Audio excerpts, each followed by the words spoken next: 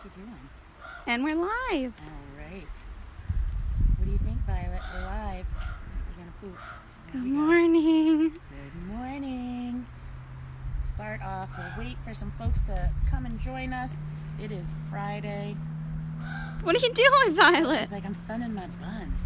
Are you sunning your tail? Kristen Brewster is here. Hi, Kristen. Good morning. Welcome. Violet is sunning herself, waiting for some other folks to join morning meeting, which is good. We should all get out and get some vitamin D today. That beautiful coloration on her. Good morning, Violet. Are you loving the sun? She says yes. Hello. Welcome, everybody. Yeah, welcome. Let's see. So Hello. let's start to get started. Usually folks are coming in and joining up. Are you going to cough up a pellet for us? Maybe? We've got some love. Maybe. Good. Thank you. So this is Violet. Violet is our turkey vulture here at the Center for Wildlife in Cape Nettic, Maine. Violet is rather spectacular. She came to us from the Cape Wildlife Clinic down in Massachusetts after she was hit by a car. Hello. So you can see that beautiful wing hangs a little bit funny. She did get a break to it when she was hit. Oh, my friend. So she has no flight, but she's an absolutely magnificent ambassador here. Adrian from Reading, Mass. Hi, Hello. Adrian. Welcome. Welcome. Oh, big stretch.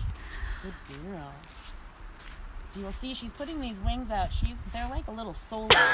She's so funny. She's like, nope, I want to be in the sun. I want to be all warm. You're so funny. She's determined. What are you doing? Braden, Kristen, and Joseph are here watching. Hi, Hello. everybody. Welcome. Welcome. Violet says, good morning. Happy Friday. What are you going to do? You going to get your own wing? My goose, my You goose. gotta pose.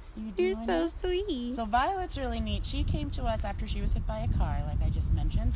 So she doesn't have any flight, and she wasn't a baby when she came in. She was a first-year bird, or a young bird. This is the first vulture we've ever had or trained as an ambassador. And they vomit in self-defense. So it was interesting. I know I'm telling all your stories. Now we're going to preen, which is interesting to work with, but an effective technique, huh, my friend? So yeah, Violet is just magnificent. Most people only see vultures way up in the sky. That's right. And you'll see that dihedral wing where they're sort of flopping back and forth. They do have about a 6.5 foot wingspan. So they're something to be reckoned with when you see them up in the sky. Huh, my friend? Hi, Andrew and Xander. Hi, Hello. Andrew and Xander. What are you doing? Are you chewing on my jacket? That's why I wore the jacket. Oh my Can't goodness. See, Violet. Violet. Can't see. Here you She go. says, guys, it's beautiful. What do you out. see up It's gonna there? be like 60 degrees today. Huh? Are you Wow. a good girl? So these guys are amazing scavengers. These are not just the nature's flying janitors, sometimes people call them, but they're sort of a hazmat team, if you will. So they can eat things like rabies, anthrax, things like that. They're gonna fun there. That feels good. Kristen wants to know how long her wings are. Oh, her wingspan is about 6.5 feet, Yeah. which is a substantial wingspan. Her tail's looking a little ratty right now just because it's winter time, and because she isn't flighted, she's been dragging those feathers behind her this winter. But when given the option to take a bath, you take it and you'll molt those tail feathers out, and it'll be just magnificent. So yeah, they do have that beautiful 6.5 foot wingspan. And if you see them up in the sky, you'll see that they're sort of like a V or dihedral shape. An interesting fact about them is that oftentimes they don't have to flap their wings at all. They just ride the thermals. So as the warm air goes up, you'll see them just circling and circling and circling. And you can see this big hole in her nose or beak if she'll turn for us. Hey, Violet. Hi. Can we show your nares? She's like, oh, this thing? This superpower? Yeah, you're so good. So she can actually smell dead animals over a mile away. And that includes a mile up in the sky, and if the animal has been covered up, so if bobcat or mountain lion or anything like that get a prey, they will cover up whatever they don't eat. So these guys don't really rely on their sense of sight, but they do rely on their sense of smell. And studies have shown in their brains, the olfactory bulb in her brain is about 4 times larger in the turkey vulture than even in other turkey vulture species. So they really are parts per billion is what she's smelling. Good morning, Bertram. We'll be with you shortly. Violet says, that's my guy, that's my friend. Do you like fur trim? Yeah. Caitlin is watching. Hi, Caitlin. Welcome, welcome. So Violet lives with Dante, who is our American Crow ambassador. Don't you? Is he like your brother? So Dante is imprinted and can't be kept with other crows. So he's sort of like a little brother, or a big brother, I guess. No, little brother, to Violet. They're sort of like siblings. They're constantly stealing each other's toys and things like that. Huh, Miss Lady? So you can see that she's really comfortable right now because her feathers are all kind of mooshed up like a scarf. If she were uncomfortable or nervous, the skin on her head would actually what's called cue ball, and so she'd tighten it and it would go really far back and she would have that bright pink head that they're known for. It's also a really effective technique when she's eating her food. Sometimes they have to, I know, sometimes you have to put your head in big gross things. Here comes that motorcycle, sorry. Anne and Patty are here. Hi, Ann and Patty. And Everett would like to know why they're called a turkey vulture. So I think why they're called a turkey vulture is that they look a little bit like our turkeys. They do. Right? So sometimes she will sit on her perch inside, and she'll actually lay down, and she looks like a wild turkey. So you can see these feet. I only have the glove on because of her beak. Oh, we're going to show our beak Nice. too. Okay. So this... Fine, I'll do it this way. I'll do it this way. Yes, ma'am. Yes, ma'am. She's not trying to hurt me. She's just like, what are you doing? She explores her world through her beak, don't you? Yes, yes. And you haven't had breakfast yet, so you're like, oh my goodness. But you can see these toes, and they're, I will call them talons, but her feet are relatively weak. She can't pick anything up with them, and she certainly doesn't grab or grasp with her talons. So they actually look a lot like turkey feet. Which is kind of funny. And then they have that bald head, sort of like our turkeys do. So we assume this is where we came up with the term turkey vulture, because they are a member of the vulture species. However, you look like a turkey. Do you? You're so pretty. Right now she's sunning herself. You can see all these feathers kind of lifting up. So this is you can tell that she's really comfortable. She can lift all these feathers up. It's a great way for them to sunbathe. You'll sometimes see birds, robins and things like that, doing it in your yard. What they're doing is they're lifting those feathers up, so any sort of mites, parasites, lice, anything like that won't like the light and will crawl out, and then she will start preening and taking care of those parasites that way. Hello, I love your wing in my face. Thank you so much, Eric, for donating. We are always accepting donations on these Facebook Lives, and they do a lot to help support our work. So thank you so much. There's a donate button down below. And then we have some more folks joining us. Let me see. So we have Anne is here from Connecticut. Oh, hi, Anne. Patty, Kayla, Nate. How high up in the sky do they fly? Ooh, that's a great question. They will go miles and miles up. So sometimes when we're here, Violet will look up in the sky, and we'll look up and be like, there's nothing up there. And then all of a sudden you'll see this little tiny pepper fleck of a black dot. And it more than likely is a vulture or some sort of other raptor that's way, way up high like that. The neat thing that they'll do is they'll go way high up, and then they'll do what's called a bank. And they'll bank off of, you are such a... You're being a ham today. Are you a turkey? I love you, you goose. So you'll see them sort of bank off, and like, you'll see them up in the mountains really having a good time. They're enjoying themselves. They're playing in the wind. These guys are actually also really social, which is rather impressive. They really do have a family structure. They're very inquisitive. They're very intelligent. And she's funny as all get out. She has favorite people that she sees on a daily basis, and she has different reactions to them. When she sees Shelley, our medical clinic director, she does this kind of shoulder roll and spins in circles. Yesterday she was playing tug of war with Kristen Brewster, our senior education fellow, and she's funny. She has a good sense of humor. She loves to do this thing where she sort of walks and looks away like nothing to see here, and then she'll come and grab your feet. Not because she's trying to hurt you again, but usually just because she's trying to untie your shoe or investigate or do any of those things. Huh? Beautiful. Thank you so much. We just got a few more donations. Oh, thank you guys. It makes a huge difference for us. I know that everyone's having a tough time right now, and it's, a little nerve-wracking when the world slows down and changes and nobody really knows what's happening. So we've had to cancel all of our in-person presentations and programs and things like that, and we were doing at least one presentation a day. So these donations help an incredible amount. We don't receive any state or federal funding, so making sure that these guys can get the food they need, care that they need, and keeping the electricity going, those are all important things for you, huh? Are you going to turn again? Lee and Finn in Stratford say hello. In Stratford, Yeah. Finn, that's where I'm from. Welcome, welcome. Asher is wondering what they eat. So she enjoys anything dead, but it must be dead. Must be so dead. She will, I think she has more of an affinity towards the rats, rabbits, guinea pigs that she may get here in captivity. It's just more of a challenge, I think, for her. When we give her mice, she'll oftentimes actually turn them inside out as she's eating them, which is kind of funny. She's very delicate with that beak, which you wouldn't think looking at that beak. But that tip is really, really... Are you going to stretch? No, I don't want to show how sharp it is. That beak is really, really sharp right at the point. And so she's able to clean out in between all like bones and vertebrae and things like that if she's out in the wild and eating carrion. I don't know if you can see her eye and her eyelashes right there. These tiny little eyelashes. She's so pretty. I'm not getting too close because you're nibbling. Hey, come in for my close-up and I will give you a nibble. Linda wants to know what her call sounds like. So, fun fact, they do not have a syrinx, so she does not have a call.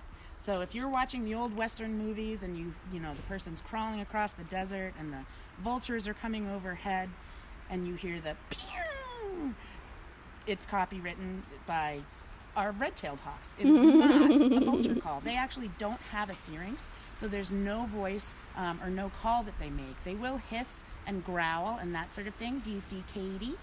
Yes, you do. So you can see how curious she is. She loves watching everybody go by. And when folks can come up again and visit her in person, she has an affinity towards kids too, which is really neat. So you can have a whole crowd of people, and usually the kids are up front in the middle, and she'll just lean down and look at them and, cock her head and really just sort of take them all in, which is really exciting and fun.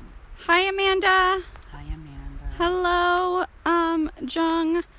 Oh, what are we doing? How There's the rouse. big do you That is think a big. turkey vulture's eggs would be? Oh, that's a great question. I'm They're not really actually sure. not that big. Yeah.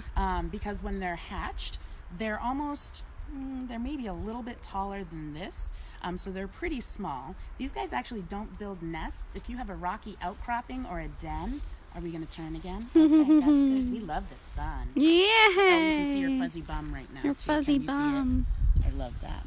And that iridescent color, you're just beautiful. No, I don't want you to nibble me. That's why I wore the jacket, Miss Ma'am. So they'll nest on the ground, and I actually have a den out in back of where porcupine is, and I put a game camera on it, and there's actually, it must be larger inside than I thought, because there's also a vulture couple that is raising, they'll raise babies again there this year. But when they're hatched, they're pretty small, and they're also completely white. They're white fuzzy down, and they look like Muppets, and they're amazing. And so actually this lovely lady got to be a foster mom this year for the first time and got to foster a baby vulture, which is really important because baby vultures, it's called imprinting, they imprint really easily, which basically means they grow up and they don't understand that they're a vulture. Oh, that's a good look. That's a Amanda says hello. Hi, Amanda. Janice says hello. Hi, Janice. Jennifer, Allison. Look at all the friends today, Violet. Let's see. Thank you all so much. We've had 6 folks donate so far. That's amazing. Thank you guys so much. You. Violet says thank you. Thank you, Melissa. Hi, Alex. Alex Wessels is watching. We miss you. Alex. Hello. She was with us for a long time and then went out to Hawaii. And really set up. I've been watching their social media and everything out there, so she left them with a very good legacy of very cool birds. What are you doing? Rebecca and Colin are here. Excellent. And Aunt Faith. Hey, what are you doing? Hello. So we had a couple questions about if they can jump. Yes, they can jump. She likes to jump on people sometimes. Yes. She's a little sassy. How they can see their food from so high up in the air. That's a great question. So they actually don't need... Ooh, our barred owls. We got some barred owls talking. It's a busy day. I had 2 eagles over my house, too, Violet. It's a very good day, huh?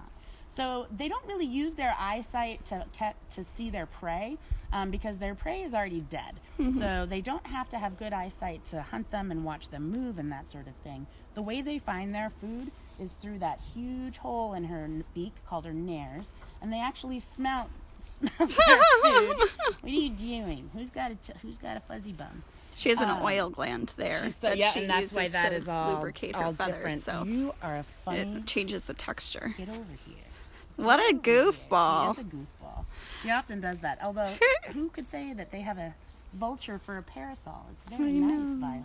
Harmony says hello. Hello, Harmony. So they can smell, if an animal dies, I just did a little bit of research and was looking it up. Within 12 hours, they can smell that the animal has died, which is sort of amazing. And lots of times people assume that these guys want disgusting, gross, rotting meat, and they don't. They actually prefer fresh, dead carrion, which is often why you'll see them on the side of the road, and more than likely why Violet was on the side of the road. Who's pretty? Thank you so much, On Faith, for donating. That's so sweet. That's lovely.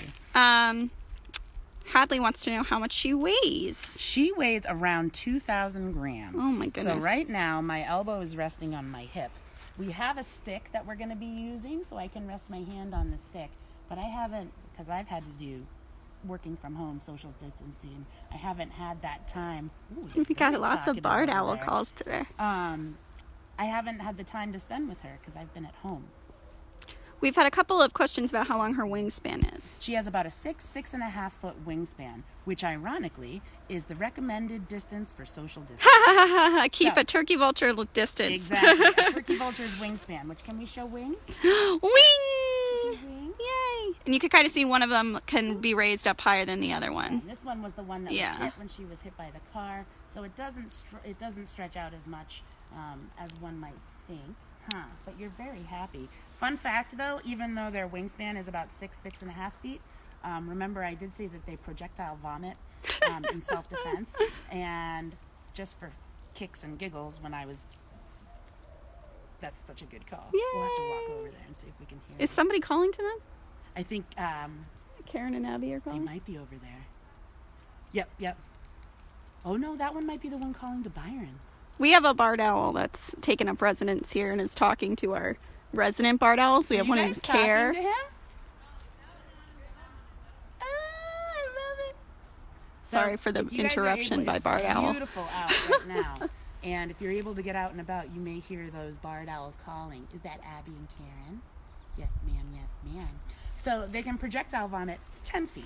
Oh my gosh. If you want safe social distancing. Right, stay 10 feet away from the turkey vulture. Right, little lady. Oh my gosh. Did other folks have any questions? Yes, Joseph, age 12, would like to know what if they break their nose or have a problem with their sense of smell? That's a great question. It would make life really hard. It would make life really hard. I also can't imagine smelling parts per billion. I can't imagine it. I would think that would be very distracting and overwhelming. But so sometimes, if they do get hit by cars, if they have head trauma, sometimes they can get brain damage and it might affect their sense of smell. But generally that beak is actually pretty strong. And they live a pretty low impact lifestyle. So they're not diving and, hunting and that sort of thing.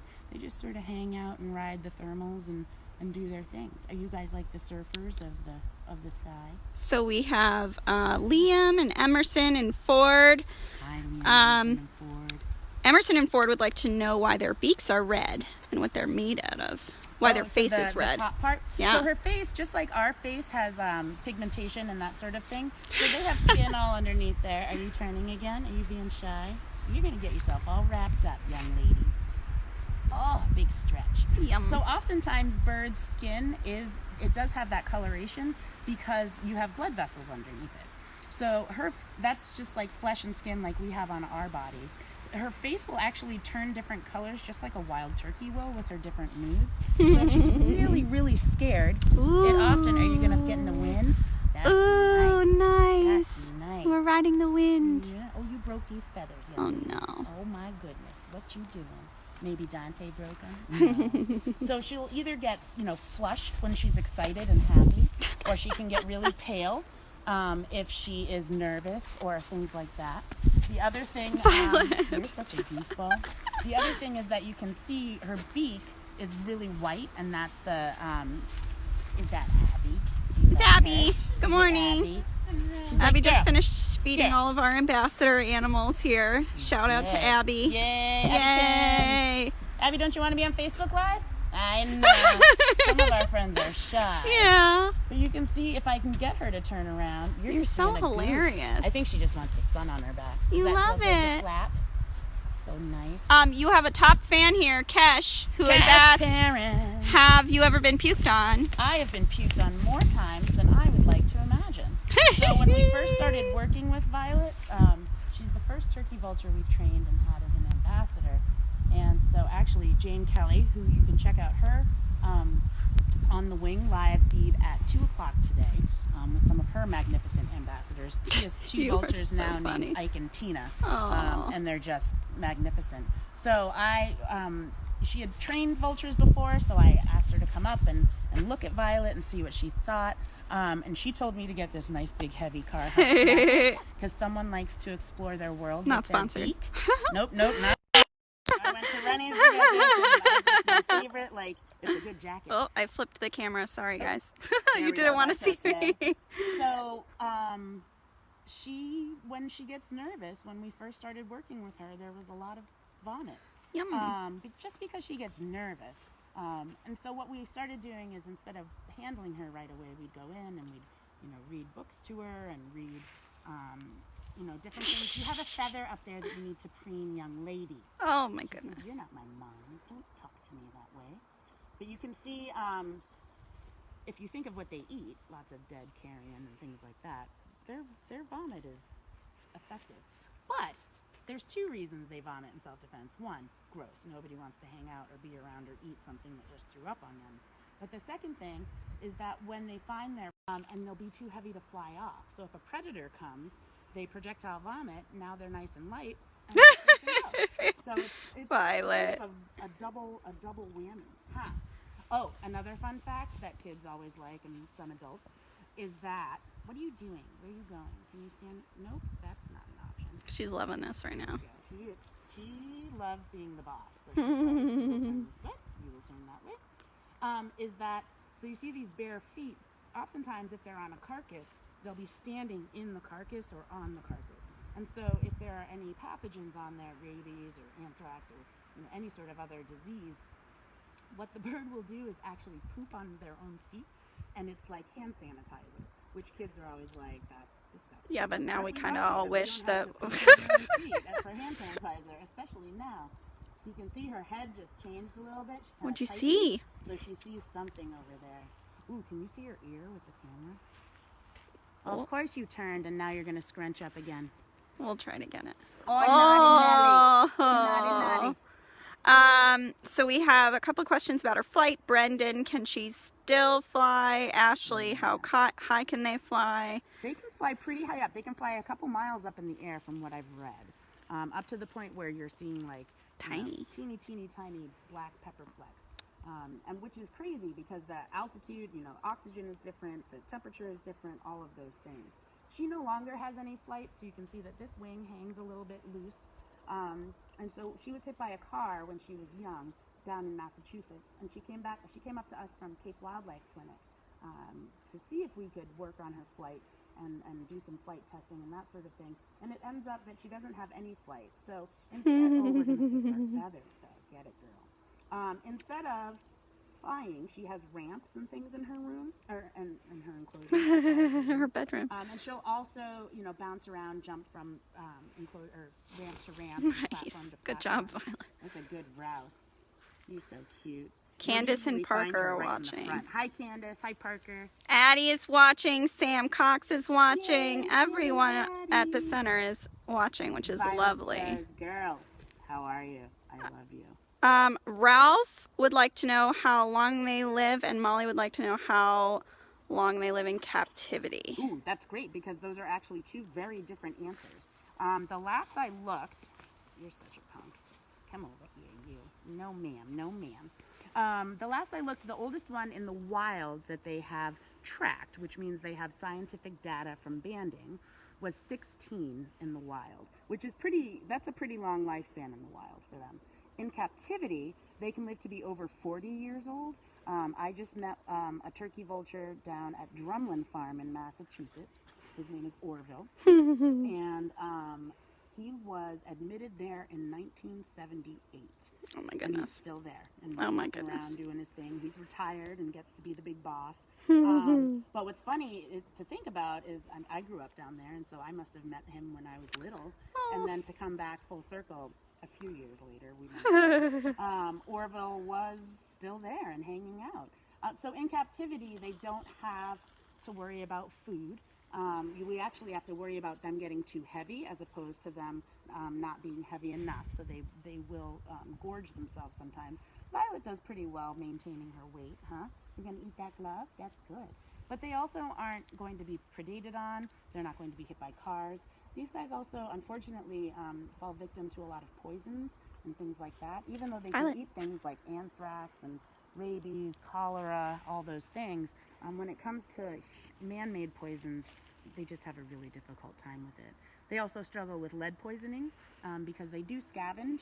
So you will find, if these guys are having a hard time, we'll do lead tests, and oftentimes their blood levels in their blood will be elevated because they are eating those tiny pieces of lead fragments in their bullets and things like that. So that's why we say get the lead out.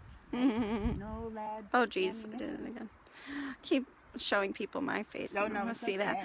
that. Meredith is here. Meredith. Carolyn is here. Janice Silver is here and says that she has cast us on her TV and that has made things really easier to watch. Cool. That's awesome. Yeah. We've raised 9 people have donated so far. Thank you so much, guys. There is a donate button down there, and that really helps us out. It helps to care for all of these guys. Lorelei of Kesh and Lorelei wants to know if they hang out in groups. They do, Lorelei. You may have a few up by some of your mountains or hills over there by your spring. They hang out in large flocks, and they're funny. They're very, very social. I actually read an article that talked about black vultures, and so a different species than these guys, but still in the vulture family. And because the male and the female raise the baby together, if you have a male or a female that is straying from their partner, the other vultures in the flock will be like, no, we don't do that. You go back to your partner and raise your babies and do your thing, which is kind of a funny thing to think of with raptors or birds. But we can put as much emotion into it as we want, but I think more than likely it's because that's what helps the babies be raised. Look at those wings. You son. We have Heidi from Minnesota. Oh wow! Hi Heidi. Hi Heidi. And do they mate for life? They do. They mate for the life of the other. Right.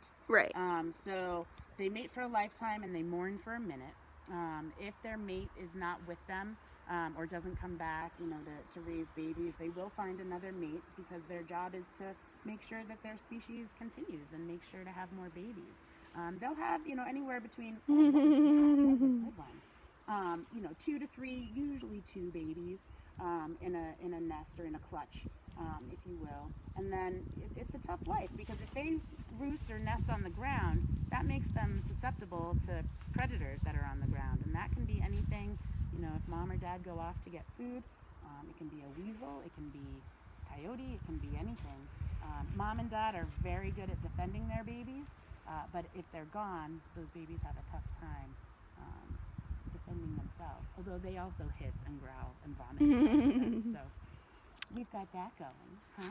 Harmony, thank you so much. She says it's educational but really funny and fascinating. Oh good, I'm glad. That is Violet to a T. That is Violet. Violet has, you're such a ham. Look at you, I'm turning back the other way. Violet has a great sense of humor. And I don't think, I never knew that vultures were so intelligent and so funny. She'll play tricks on you. She'll play hide and seek.